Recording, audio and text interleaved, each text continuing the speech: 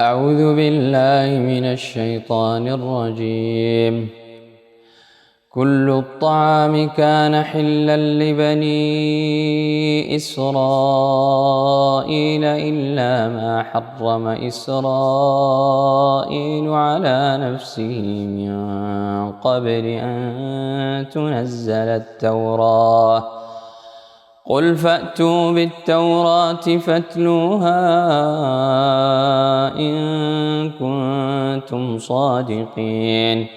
فمن افترى على الله الكذب من بعد ذلك فأولئك هم الظالمون. قل صدق الله فاتبعوا ملة إبراهيم حنيفا وما كان من المشركين. إن أول بيت وضع للناس للذي ببكة مباركا وهدى للعالمين. فيه آيات بينات مقام إبراهيم ومن دخله كان آمنا.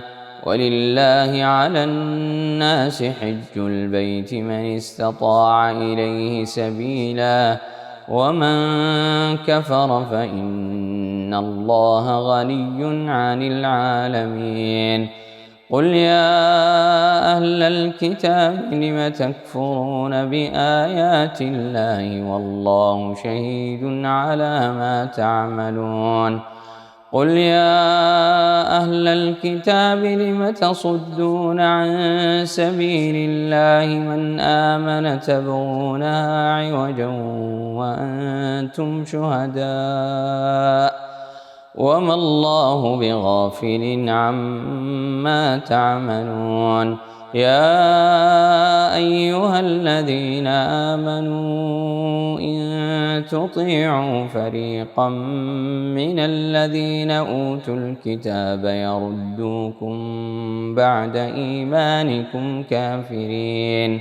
وكيف تكفرون وأنتم تتلى عليكم آيات الله وفيكم رسوله ومن يعتصم بالله فقد هدي إلى صراط مستقيم. يا أيها الذين آمنوا اتقوا الله حق تقاته ولا تموتن إلا وأنتم مسلمون.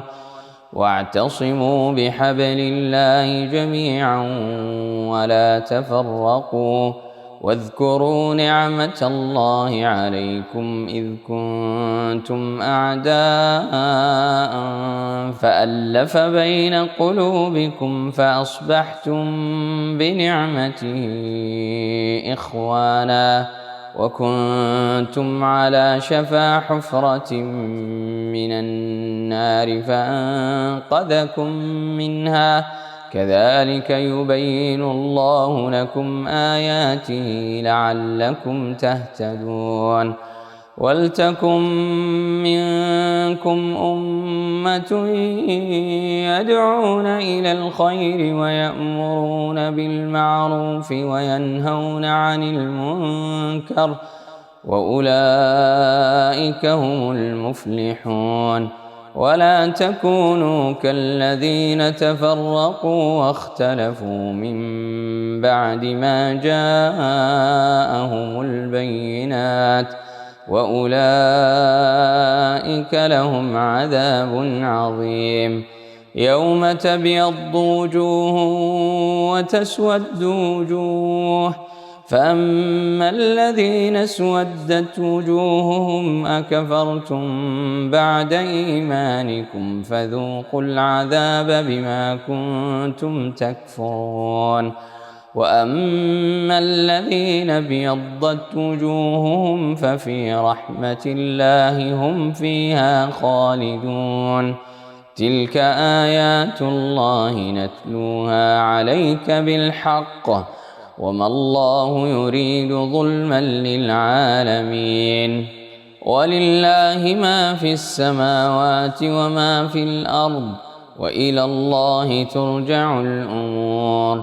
كنتم خير أمة أخرجت للناس تأمرون بالمعروف وتنهون عن المنكر وتؤمنون بالله، ولو آمن أهل الكتاب لكان خيرا لهم، منهم المؤمنون وأكثرهم الفاسقون. لن يضروكم إلا أذى، وإن يقاتلوكم يولوكم الأدبار ثم لا ينصرون. ضربت عليهم الذلة أينما ثقفوا إلا بحبل من الله وحبل من الناس وباءوا بغضب من الله وضربت عليهم المسكنة، ذلك بأنهم كانوا يكفرون بآيات الله ويقتلون الأنبياء بغير حق، ذلك بما عصوا وكانوا يعتدون. ليسوا سواء من أهل الكتاب أمة قائمة يتلون آيات الله آناء الليل وهم يسجدون، يؤمنون بالله واليوم الآخر ويأمرون بالمعروف وينهون عن المنكر ويسارعون في الخيرات، وأولئك من الصالحين. وما يفعلوا من خير فلن يكفروه، والله عليم بالمتقين. إن الذين كفروا لن تغني عنهم أموالهم ولا أولادهم من الله شيئا، وأولئك أصحاب النار هم فيها خالدون.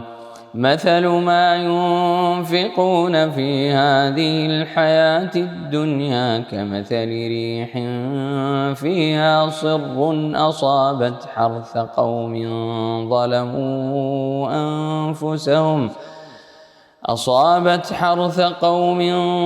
ظلموا أنفسهم فأهلكت، وما ظلمهم الله ولكن أنفسهم يظلمون.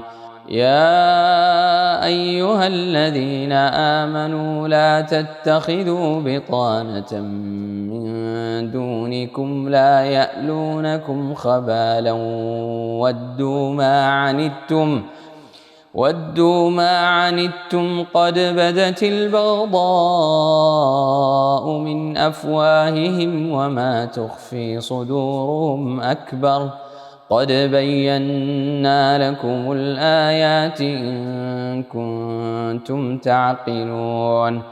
ها أنتم أولئك تحبونهم ولا يحبونكم وتؤمنون بالكتاب كله، وإذا لقوكم قالوا آمنا وإذا خلوا عضوا عليكم الأنامل من الغيظ، قل موتوا بغيظكم إن الله عليم بذات الصدور. إن تمسسكم حسنة تسؤهم وإن تصبكم سيئة يفرحوا بها وإن تصبروا وتتقوا لا يضركم كيدهم شيئا إن الله بما يعملون محيط. وإذ غدوت من أهلك تبوئ المؤمنين مقاعد للقتال والله سميع عليم. إذ همت طائفتان منكم أن تفشلا والله وليهما وعلى الله فليتوكل المؤمنون. ولقد نصركم الله ببدر وأنتم أذلة فاتقوا الله لعلكم تشكرون. إذ تقول للمؤمنين ألن يكفيكم أن يمدكم ربكم ب3,000 من الملائكة منزلين بلى إن تصبروا وتتقوا ويأتوكم من فورهم هذا يمددكم ربكم ب5,000 من الملائكة مسومين. وما جعله الله إلا بشرى لكم ولتطمئن قلوبكم به وما النصر إلا من عند الله العزيز الحكيم ليقطع طرفا من الذين كفروا أو يكبتهم فينقلبوا خائبين. ليس لك من الأمر شيء أو يتوب عليهم أو يعذبهم فإنهم ظالمون. ولله ما في السماوات وما في الأرض يغفر لمن يشاء ويعذب من يشاء والله غفور رحيم. يا أيها الذين آمنوا لا تأكلوا الربا أضعافا مضاعفة واتقوا الله لعلكم تفلحون. واتقوا النار التي أعدت للكافرين وأطيعوا الله والرسول لعلكم ترحمون. وسارعوا إلى مغفرة من ربكم وجنة عرضها السماوات والأرض أعدت للمتقين الذين ينفقون في السراء والضراء والكاظمين الغيظ والعافين عن الناس والله يحب المحسنين. والذين إذا فعلوا فاحشة أو ظلموا أنفسهم ذكروا الله فاستغفروا لذنوبهم ومن يغفر الذنوب إلا الله ولم يصروا على ما فعلوا وهم يعلمون أولئك جزاؤهم مغفرة من ربهم وجنات تجري من تحتها الأنهار خالدين فيها ونعم أجر العاملين. قد خلت من قبلكم سنن فسيروا في الأرض فانظروا كيف كان عاقبة المكذبين. هذا بيان للناس وهدى وموعظة للمتقين. ولا تهنوا ولا تحزنوا وأنتم الأعلون إن كنتم مؤمنين. إن يمسسكم قرح فقد مس القوم قرح مثله وتلك الأيام نداولها بين الناس وليعلم الله الذين آمنوا ويتخذ منكم شهداء والله لا يحب الظالمين. وليمحص الله الذين آمنوا ويمحق الكافرين. أم حسبتم أن تدخلوا الجنة ولما يعلم الله الذين جاهدوا منكم ويعلم الصابرين. ولقد كنتم تمنون الموت من قبل أن تلقوه فقد رأيتموه وأنتم تنظرون وما محمد إلا رسول قد خلت من قبله الرسل أفإن مات أو قتل انقلبتم على أعقابكم ومن ينقلب على عقبيه فلن يضر الله شيئا وسيجزي الله الشاكرين وما كان لنفس أن تموت إلا بإذن الله كتابا مؤجلا ومن يرد ثواب الدنيا نؤته منها ومن يرد ثواب الآخرة نؤته منها وسنجزي الشاكرين وكأي من نبي قاتل معه ربيون كثير فما وهنوا لما أصابهم في سبيل الله وما ضعفوا وما استكانوا والله يحب الصابرين وما كان قولهم إلا أن قالوا ربنا اغفر لنا ذنوبنا وإسرافنا في أمرنا وثبت أقدامنا وانصرنا على القوم الكافرين فآتاهم الله ثواب الدنيا وحسن ثواب الآخرة والله يحب المحسنين يا أيها الذين آمنوا إن تطيعوا الذين كفروا يردوكم على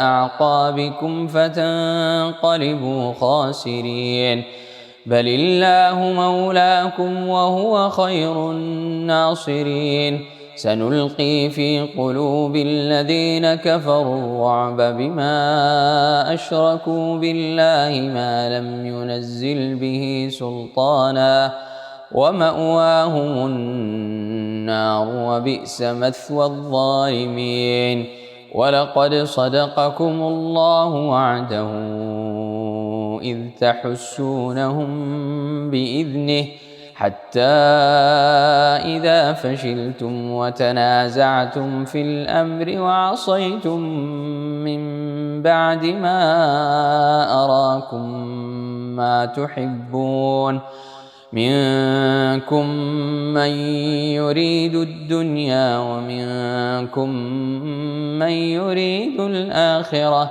ثم صرفكم عنهم ليبتليكم ولقد عفا عنكم والله ذو فضل على المؤمنين إذ تصعدون ولا تلوون على أحد والرسول يدعوكم في أخراكم فأثابكم غما بغم لكي لا تحزنوا على ما فاتكم ولا ما أصابكم والله خبير بما تعملون ثم أنزل عليكم من بعد الغم أمنة نعاسا يغشى طائفة منكم وطائفة قد أهمتهم أنفسهم يظنون بالله غير الحق ظن الجاهلية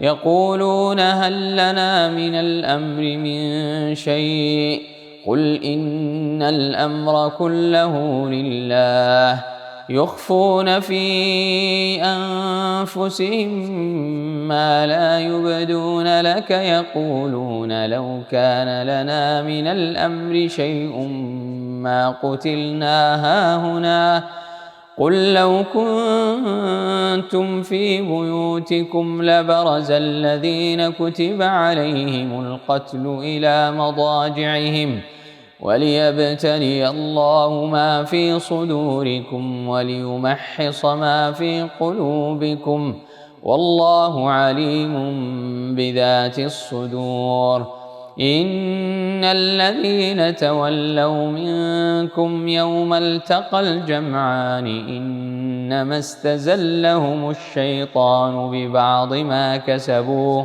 ولقد عفا الله عنهم إن الله غفور حليم.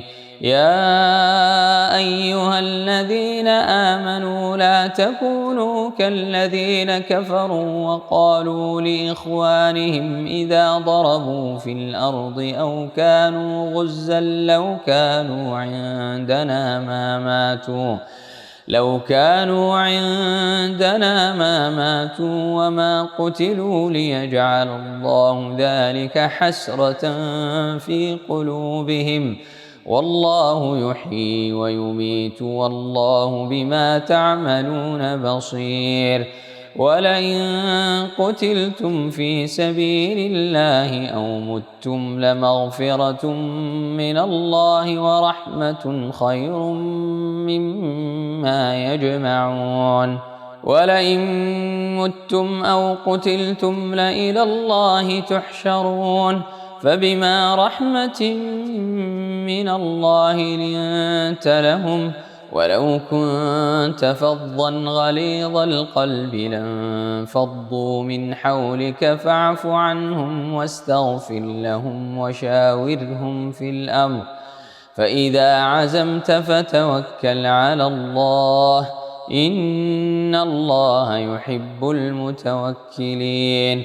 إن ينصركم الله فلا غالب لكم وإن يخذلكم فمن ذا الذي ينصركم من بعده وعلى الله فليتوكل المؤمنون. وما كان لنبي أن يغل ومن يغلل يأت بما غل يوم القيامة ثم توفى كل نفس ما كسبت وهم لا يظلمون. أفمن اتبع رضوان الله كمن باء بسخط من الله ومأواه جهنم وبئس المصير. هم درجات عند الله والله بصير بما يعملون. لقد من الله على المؤمنين إذ بعث فيهم رسولا من أنفسهم يتلو عليهم آياته ويزكيهم ويعلمهم الكتاب والحكمة وإن كانوا من قبل لفي ضلال مبين. أولما أصابتكم مصيبة قد أصبتم مثليها قلتم أنى هذا قل هو من عند أنفسكم إن الله على كل شيء قدير. وما أصابكم يوم التقى الجمعان فبإذن الله وليعلم الذين نافقوا وقيل لهم تعالوا قاتلوا في سبيل الله أو ادفعوا قالوا لو نعلم قتالا لاتبعناكم هم للكفر يومئذ أقرب منهم للإيمان يقولون بأفواههم ما ليس في قلوبهم والله أعلم بما يكتمون. الذين قالوا لإخوانهم وقعدوا لو أطاعونا ما قتلوا قل فادرءوا عن أنفسكم الموت إن كنتم صادقين.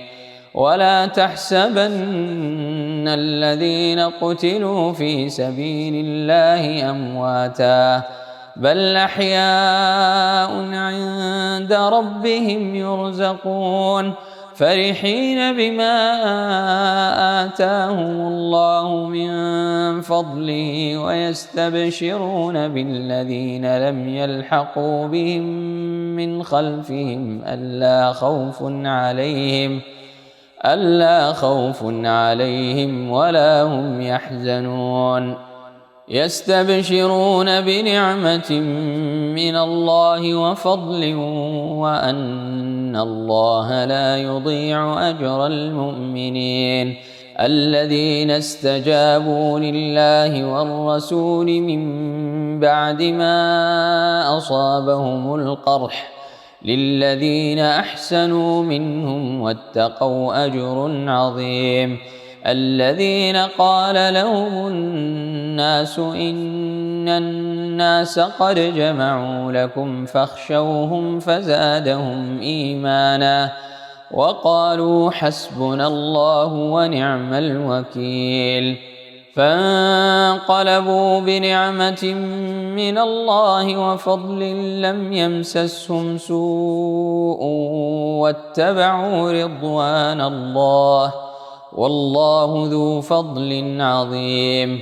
إنما ذلكم الشيطان يخوف أولياءه فلا تخافوهم وخافون إن كنتم مؤمنين ولا يحزنك الذين يسارعون في الكفر إنهم لن يضروا الله شيئا يريد الله ألا يجعل لهم حظا في الآخرة ولهم عذاب عظيم إن الذين اشتروا الكفر بالإيمان لن يضروا الله شيئا ولهم عذاب أليم ولا يحسبن الذين كفروا أنما نملي لهم خير لأنفسهم إنما نملي لهم ليزدادوا إثما ولهم عذاب مهين ما كان الله ليذر المؤمنين على ما أنتم عليه حتى يميز الخبيث من الطيب وما كان الله ليطلعكم على الغيب ولكن الله يجتبي من رسله من يشاء فآمنوا بالله ورسله وإن تؤمنوا وتتقوا فلكم أجر عظيم ولا يحسبن الذين يبخلون بما آتاهم الله من فضله هو خيرا لهم بل هو شر لهم سيطوقون ما بخلوا به يوم القيامة ولله ميراث السماوات والأرض والله بما تعملون خبير لقد سمع الله قول الذين قالوا إن الله فقير ونحن أغنياء سنكتب ما قالوا وقتلهم الأنبياء بغير حق ونقول ذوقوا عذاب الحريق ذلك بما قدمت أيديكم وأن الله ليس بظلام للعبيد الذين قالوا إن الله عهد إلينا ألا نؤمن لرسول حتى يأتينا بقربان تأكله النار قل قد جاءكم رسل من قبلي بالبينات وبالذي قلتم فلم قتلتموهم إن كنتم صادقين فإن كذبوك فقد كذب رسل من قبلك جاءوا بالبينات والزبر والكتاب المنير كل نفس ذائقة الموت وإنما توفون أجوركم يوم القيامة فمن زحزح عن النار وأدخل الجنة فقد فاز وما الحياة الدنيا إلا متاع الغرور لتبلون في أموالكم وأنفسكم ولتسمعن من الذين أوتوا الكتاب من قبلكم ومن الذين أشركوا أذى كثيرا وإن تصبروا وتتقوا فإن ذلك من عزم الأمور. وإذ أخذ الله ميثاق الذين أوتوا الكتاب لتبيننه للناس ولا تكتمونه فنبذوه وراء ظهورهم واشتروا به ثمنا قليلا فبئس ما يشترون. لا تحسبن الذين يفرحون بما أتوا ويحبون أن يحمدوا بما لم يفعلوا فلا تحسبنهم بمفازة من العذاب ولهم عذاب أليم. ولله ملك السماوات والأرض والله على كل شيء قدير.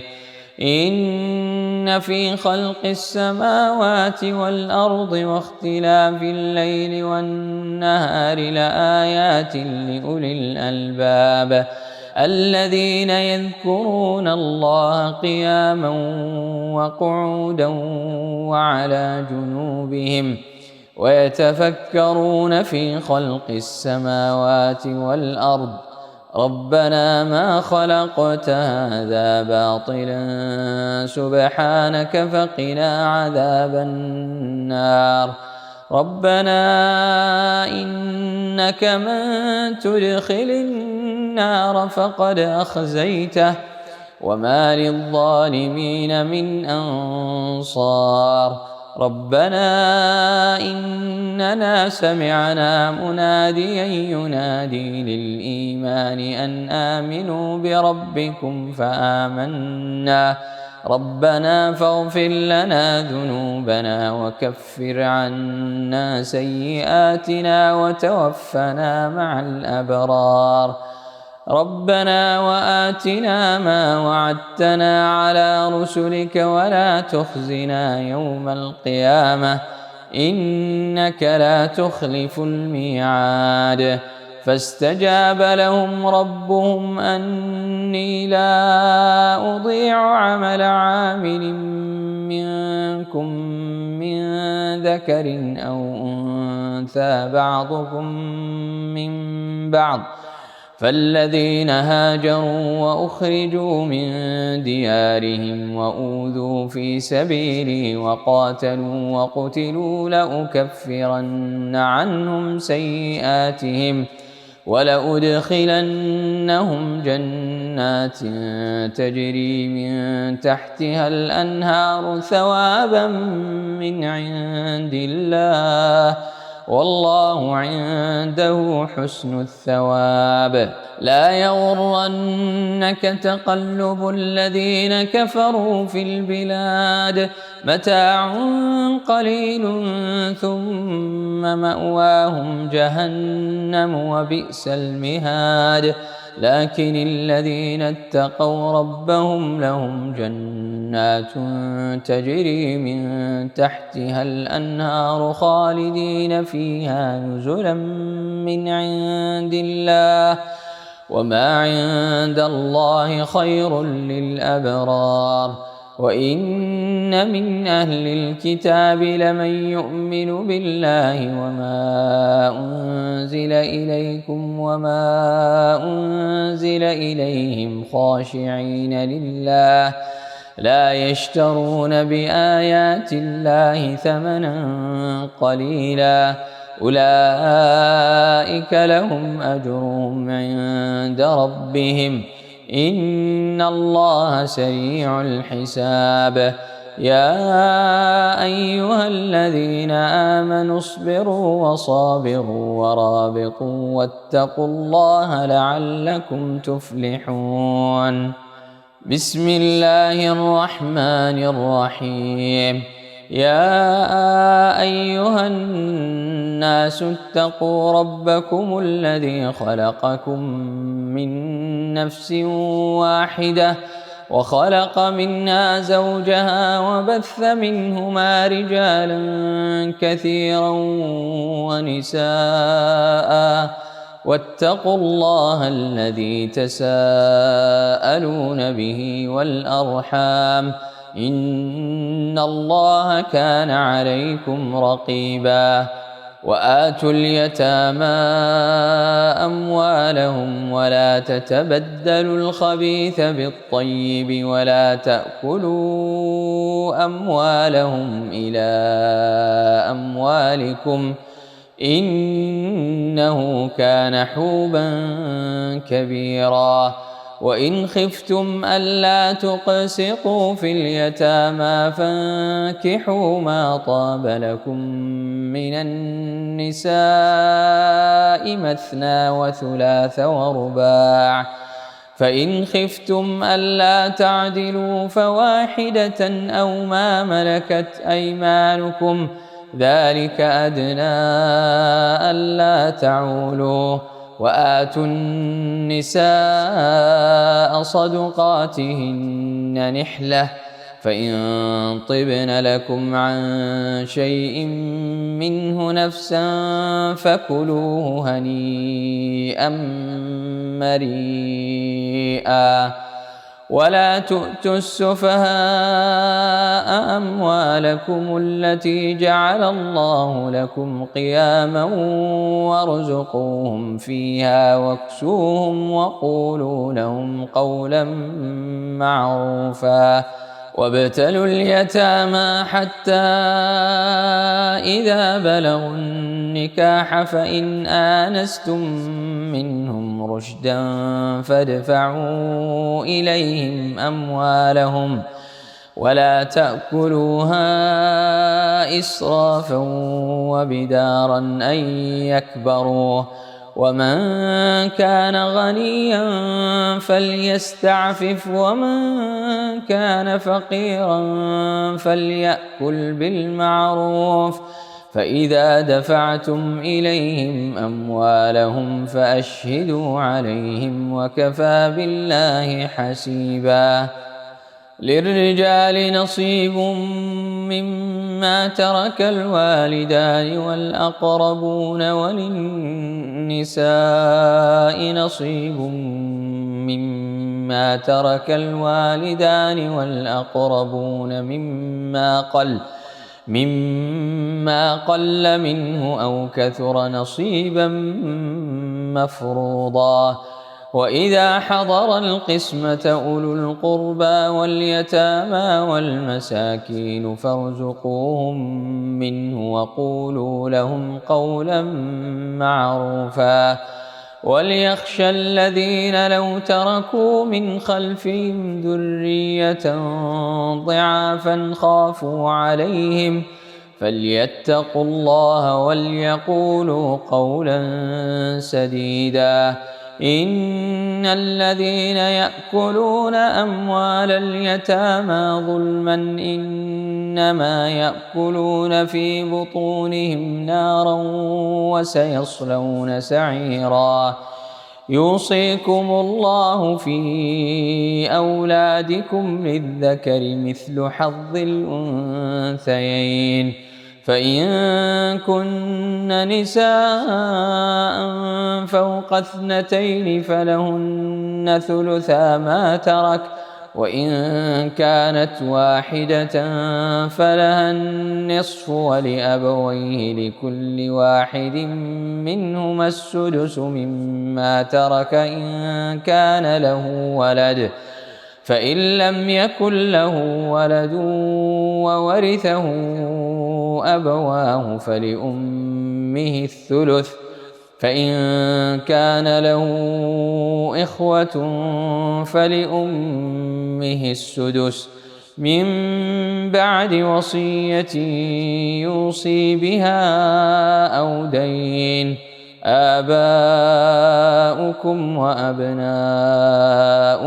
لا تدرون أيهم أقرب لكم نفعا فريضة من الله إن الله كان عليما حكيما ولكم نصف ما ترك أزواجكم إن لم يكن لهن ولد، فإن كان لهن ولد فلكم الربع مما تركن من بعد وصية يوصين بها أو دين، ولهن الربع مما تركتم إن لم يكن لكم ولد، فإن كان لكم ولد فلهن الثمن مما تركتم من بعد وصية توصون بها أو دين.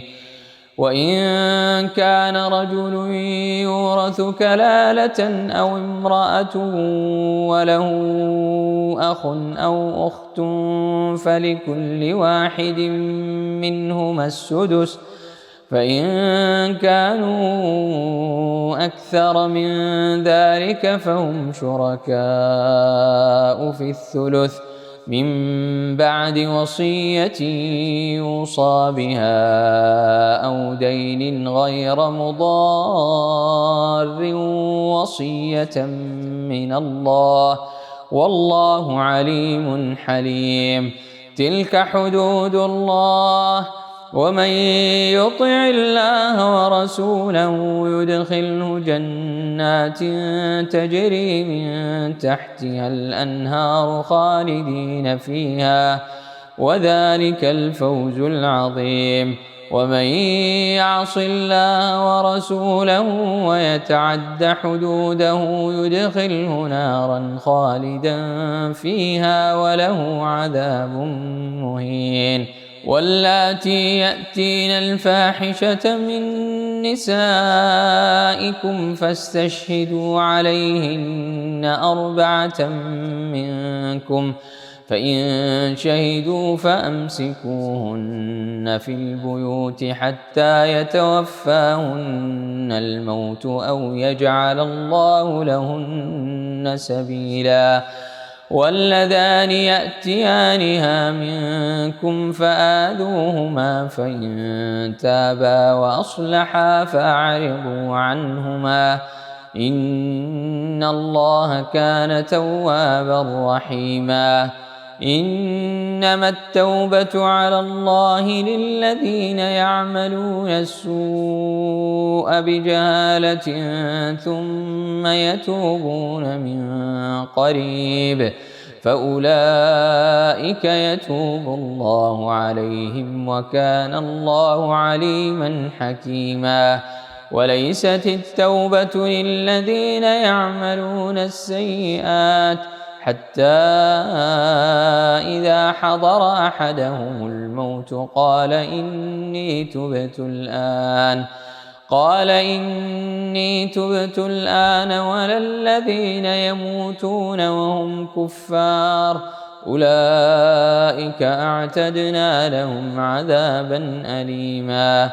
يا أيها الذين آمنوا لا يحل لكم أن ترثوا النساء كرها ولا تعضلوهن لتذهبوا ببعض ما آتيتموهن إلا أن يأتين بفاحشة مبينة، وعاشروهن بالمعروف، فإن كرهتموهن فعسى أن تكرهوا شيئا ويجعل الله فيه خيرا كثيرا. وإن أردتم استبدال زوج مكان زوج وآتيتم إحداهن قنطارا فلا تأخذوا منه شيئا، أتأخذونه بهتانا وإثما مبينا، وكيف تأخذونه وقد أفضى بعضكم إلى بعض وأخذن منكم ميثاقا غليظا. ولا تنكحوا ما نكح آباؤكم من النساء إلا ما قد سلف، إنه كان فاحشة ومقتا وساء سبيلا. حرمت عليكم أمهاتكم وبناتكم وأخواتكم وعماتكم وخالاتكم وبنات الأخ وبنات الأخت وأمهاتكم اللاتي أرضعنكم وأخواتكم من الرضاعة وأمهات نسائكم وربائبكم اللاتي في حجوركم من نسائكم اللاتي دخلتم بهن، فإن لم تكونوا دخلتم بهن فلا جناح عليكم، وحلائل أبنائكم الذين من أصلابكم، وأن تجمعوا بين الأختين إلا ما قد سلف، إن الله كان غفورا رحيما.